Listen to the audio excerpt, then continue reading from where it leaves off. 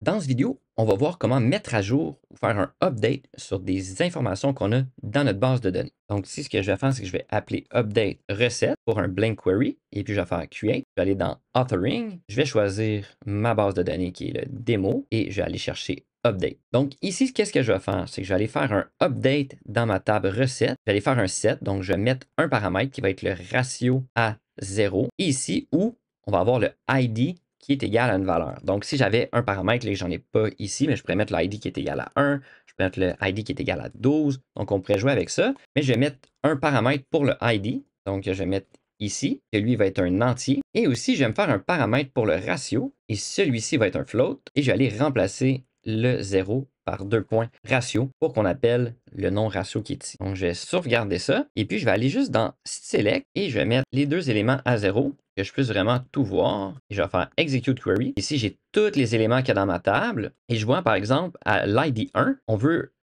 nature, mais j'ai un ratio d'indiqué ici qui est à 0.2. Donc, si je veux corriger ça, je vais aller dans Update, Testing. Donc, on avait le ID 1 et je vais mettre le ratio à 0. Je vais faire Execute. Il nous donne un résultat de 1. Je vais aller dans Sélectionner, puis je vais faire Execute. Et là, maintenant, on voit ici que le ID 1, son ratio est maintenant à 0. Puis, je pourrais faire des updates là, pour changer plusieurs champs, un champ. Donc, on peut jouer avec différents éléments. Pour le update, j'ai décidé de travailler avec le ID. On aurait pu utiliser le nom aussi, la température de pasteurisation ou différents éléments. Je sais que le ID va être unique à chacun des éléments, donc c'est une très bonne pratique d'utiliser quelque chose qui va être unique. Parce que si je décide d'utiliser le nom nature, là, il va aller changer partout. Donc, ça peut causer différents problèmes.